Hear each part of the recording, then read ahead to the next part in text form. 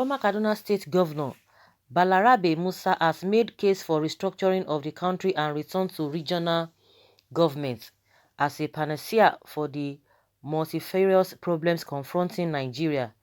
In this interview with Vincent Kalu, the elder statesman, belching fire, called on Nigerians to rise up for a revolution that will get rid of the ruling All Progressives Congress (APC) and the main opposition People's Democratic Party (PDP) for taking the nation to the abyss of underdevelopment. So the question put to him says, what is your view on the current state of the nation? He said it is very negative, very dangerous, and it could lead to anything tomorrow. How do you think the problem of insecurity, especially in the north, can be addressed? He said the insecurity is throughout the country, but it is more alarming in the north. Unfortunately, the president of the country is from the north. The state of insecurity is as a result of other aspects of the negative state of the nation. For instance, the level of poverty, unemployment, the level of corruption, stealing and waste of resources, which apply to the whole country, particularly in the north. The president and his party are clearly incompetent, and the governors throughout the country, except very few of them, are either ignorant or grossly irresponsible. Both the APC and PDP and their governors are insisting on continuing in power. They should be stopped because the continuation of the two parties will lead to a worse situation. So against this insecurity of the North, Kano Governor Dr. Abdullahi Ganduje called on the federal government to halt the movement of herdsmen from other countries into Nigeria. What is your position on this? He said herdsmen are not the source of the problem we have in the country.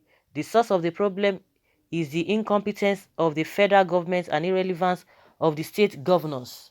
How can herdsmen or those bringing them into Nigeria come freely without the indifference of the federal government and the state government, particularly the federal government? But you said the APC and PDP should not be allowed to continue. How can this made possible? How can this be made possible? He said either another party which is patriotic and credible and concerned with the future of Nigeria and Nigerians should come to power, or a coalition of parties that are capable and united and credible. The thing is either a capable political party or a coalition of a number of credible parties. When it happens, you will find out that politicians from APC and PDP will move into the new party you are talking about and possibly hijack it. He said, we will make sure that it doesn't happen because we know the danger of that. The leaders of the parties must be responsible. In 2002, many political parties came together and formed the Conference of Nigerian Political Parties, CNPP. When we realized that President Obasanjo and his party PDP were planning one-party system, but because of their problem with the North, they considered and started thinking of a two-party system whereby one controls the government while the other a cooperating opposition. A cooperating opposition.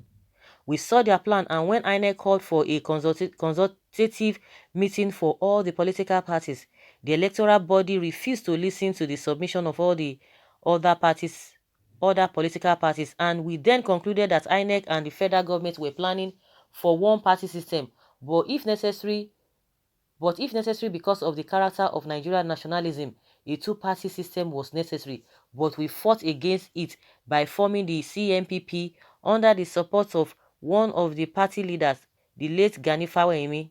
He spearheaded the move for a multi-party system in this country, instead of the one-party system or two-party system, and we succeeded through the CNPP.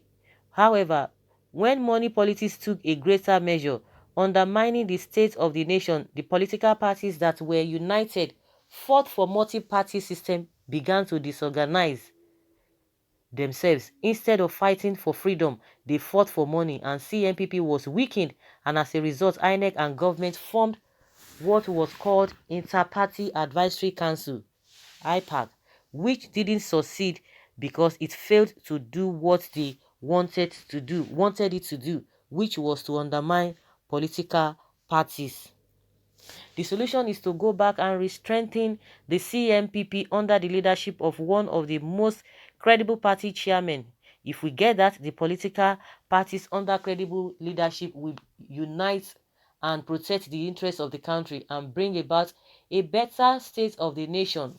Better still, bring about social reconstruction of Nigeria, starting with the role of the state in the economy to ensure peace, equality, justice of the majority of the human person, and progress as well as even development of the country. The CNPP has not died, but it has been weakened. I'm still its national chairman, okay? It has been weakened by money power. It still exists. We have credible party member leaders among them.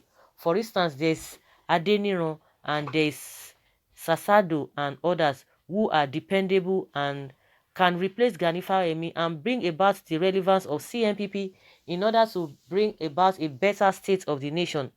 If, for instance, Adeniran, who has political experience, and Sasado, who also has political experience, can come together, study the objective of the CNPP and revive it, we will see a way forward to get rid of the nonsense of APC and PDP peacefully.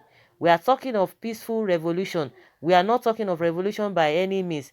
We hope it will not result to that.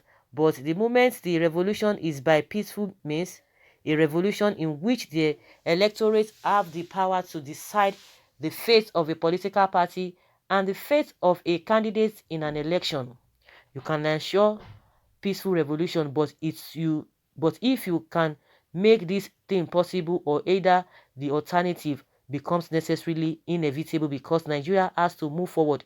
Nigeria has to be equal with any other nation in the world. America, China, Russia, Germany, and so on fought and became what they are today. They just didn't sit down deceiving themselves and hoping for the best. Okay? Considering our diversity, the elites divided the people along ethnic and religious lines. Don't you think it will be difficult for the people to come together and push for for revolution as you recommended? He said the same people were they not able to get rid of feudalism, the same people were they not able to get rid of colonialism, and the same people were they not able to get rid of military dictatorship. The same people who have done this, even though it is not enough, but still it is something. It is two steps forward, one step backward. Nigeria, in spite of its diversity, has achieved two steps forward, one step backward by getting rid of feudalism, colonialism, military dictatorship, and now even civilian dictatorship. Look at APC and PDP. Let Nigerians continue, but qualitatively, and they will get rid of these parties and bring about the desirable state of the nation, peace and progress, and make the country equal with any nation in the world. But type of leadership do you what type of leadership do you expect to emerge after Buhari? He said a worse leadership has been the trend, and that trend will continue unless nothing something decisively is done by the Nigerian people. We will not see a better situation when Buhari goes in 2023. We will see a situation worse than Buhari. Hmm. Okay, after all, Buhari himself became the president because he constituted the last risk, the least risk. We knew him when he came into power, and up till now, he is not behaving as we had thought him to be a better risk. He should continue taking the risk until we do what other countries do, gradually, to get rid of our problems and establish a nation which everybody can be proud of. Based on what you have said, people are asking about a rotation, zoning. What is your take on this, and which zone do you think should produce the next president of Nigeria? Let us think of what will unite Nigerians, what will make Nigerians proud of themselves and of their country.